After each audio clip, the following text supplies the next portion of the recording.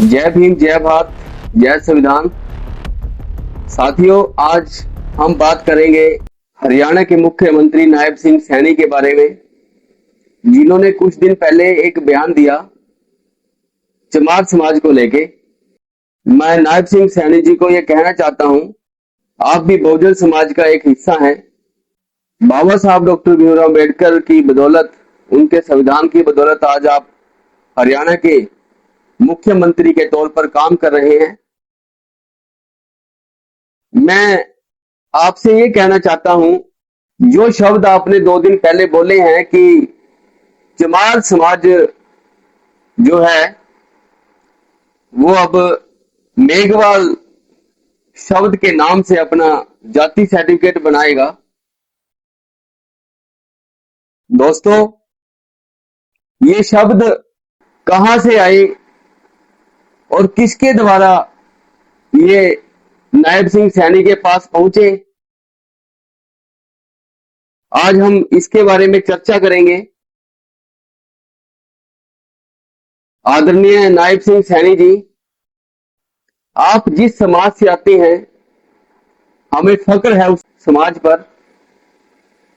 इस समाज में महात्मा ज्योतिराव फूले जी ने जन्म लिया और उस परंपरा के खिलाफ, उस जातिवाद के खिलाफ उन्होंने उस वक्त लड़ाई लड़ी जिस वक्त भारत देश के अंदर जातिवाद का बोलबाला था। और उन्होंने एक किताब भी लिखी, वो किताब आपको पढ़नी चाहिए, जिसको गुलामगिरी के नाम से जाना जाता है। और वो किताब हर एक सैनिक समाज को पढ़नी चाहिए, क्योंकि वो किताब के अंदर जो सच्चाई महात्मा ज्योतिराव फूले जी ने बताई है, उसमें जो जातियों के बारे में जो वर्णन है, ये जातियां और जो वर्ण व्यवस्था जो बनाई है, उन्होंने नकार दिया इस व्यवस्था को, जिसमें नायब सैनी जी आप जकड़े हुए हो और आपका समाज भी इस वर्ण व्यवस्था में जकड़ा हुआ है। ठीक इसी प्रकार आपके द्वारा जो शब्द बोले गए हैं कि चमार शब्द को हटाया जाएगा और उसकी जगह मेघवाल शब्द को सर्टिफिकेट के अंदर दर्ज किया जाएगा, से मेरा एक ये सवाल है, क्या मेघवाल समाज के साथ जातिवाद नहीं होता? राजस्थान के अंदर सबसे ज्यादा अगर जातिवाद कहीं होता है तो वो राजस्थान में होता है। आप कुछ पिछले 10-15 सालों के, चाहे वो कांग्रेस की सरकार रही हो, चाहे वो नायब सैनी जी आपकी सरकार रही हो, सबसे ज्यादा जो शोषण होता है इन लोगों का होता है, क्योंकि ये लोग आवाज उठाना चाहते हैं संविधान के अकॉर्डिंग। संविधान इनको राइट देता है, संविधान पूरे भारत को राइट देता है, चाहे वो किसी भी जाति या धर्म का व्यक्ति हो। बट मैं ये कहना चाहता हूं, आपने 2-4 व्यक्ति के कहने से ये जो डिसीजन लिया है, आपने इसके पीछे का जो चमार समाज का जो इतिहास है वो कभी जाना है?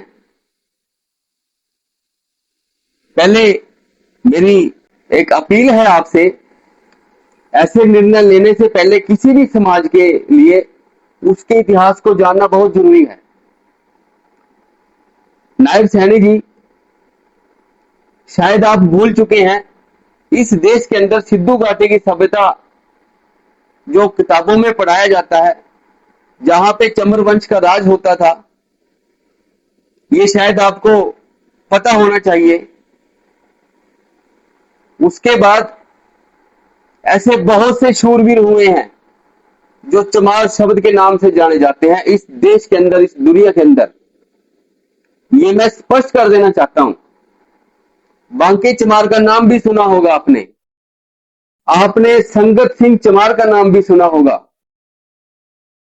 आपने शहीद उधम सिंह का नाम भी सुना होगा, आपने संत शिरोमणि पता है किसको कहा जाता है?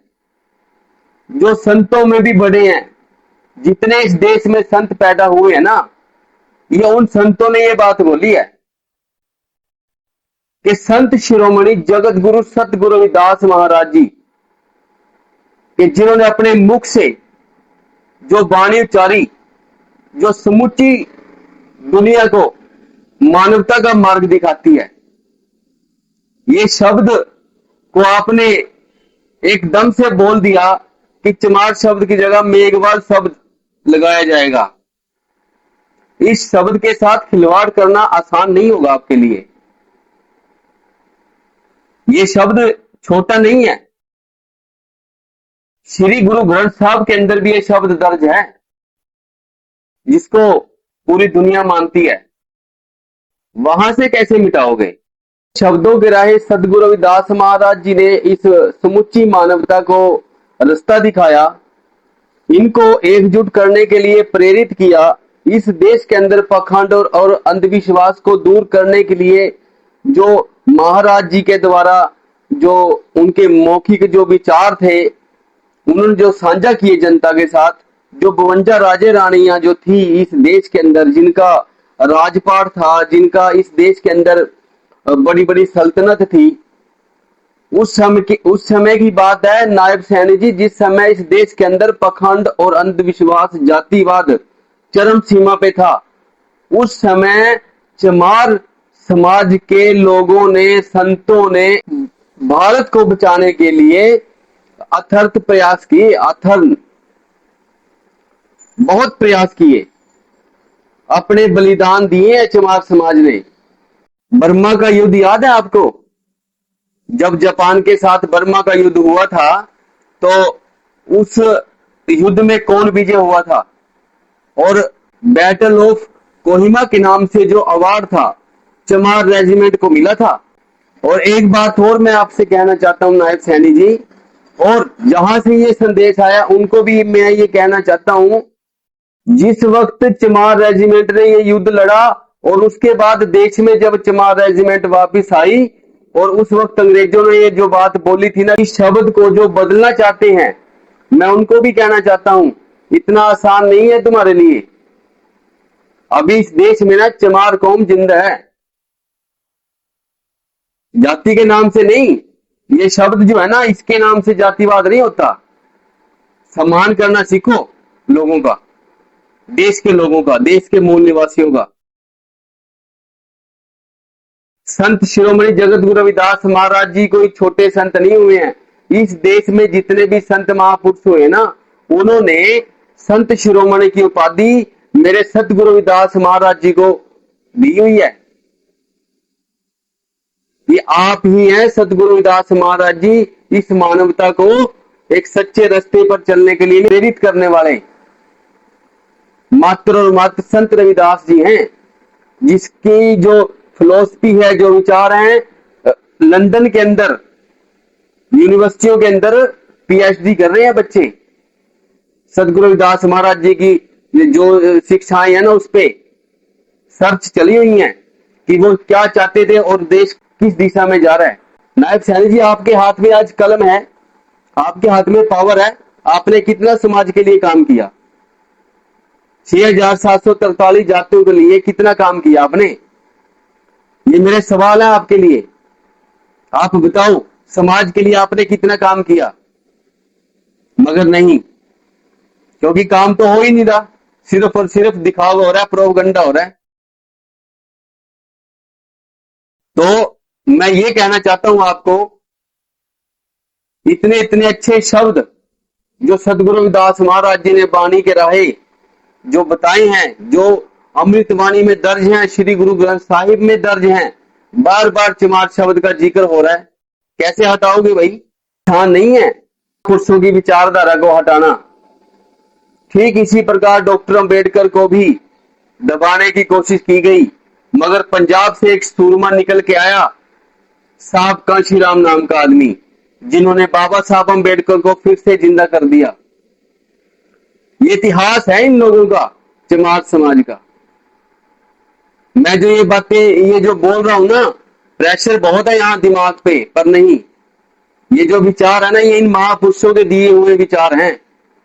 आदमी विचारों से जाना जाता है और इंसान के पास कुछ नहीं है। जिसके विचार अच्छे होंगे वो सर्वोपरि होगा, जिसके कर्म अच्छे होंगे वो अच्छा इंसान होगा। मगर नहीं, सबसे पहले भारत देश के अंदर प्राथमिकता जाति को दी जाती है। एक 2 साल का 4 साल का बच्चा, ब्राह्मण का बच्चा, उसको ब्राह्मण जी बोलते हैं। और यदि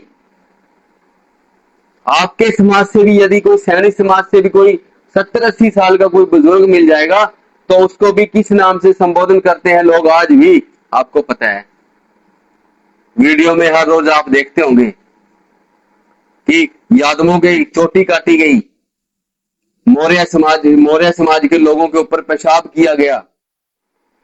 बहुत से ऐसे लोग हैं जिनका शोषण हो रहा है इस देश के अंदर। उधर ध्यान दो आप और आपकी सरकार। ये नाम बदलना, ये बदलना, ये नहीं आपके लिए।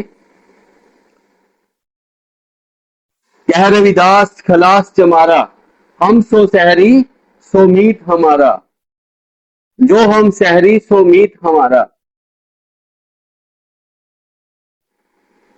बहुत से ऐसे शब्द हैं सदगुरु रविदास महाराज जी के, जो पूरे विश्व को एक झंडे के नीचे आने के लिए प्रेरित करते हैं। कोई नक्शा ना हो, कोई झंडा ना हो, कोई लाइन ना खींची हो, कोई बॉर्डर ना हो, मगर उस रास्ते पर कोई नहीं चलना चाहता। मेरी प्रार्थना है कि सैनी साहब के पास अपनी जो ये प्रार्थना है, जो अपील है, ये पहुंचाई और उनको जो ये बातें उन्होंने बोली हैं इसके लिए दोबारा से सोचने पे उनको मजबूर करें कि ये जो चीजें बोली जा रही है ये गलत है। नहीं तो अपने तरीके से समाज ठीक ठाक कर लेगा।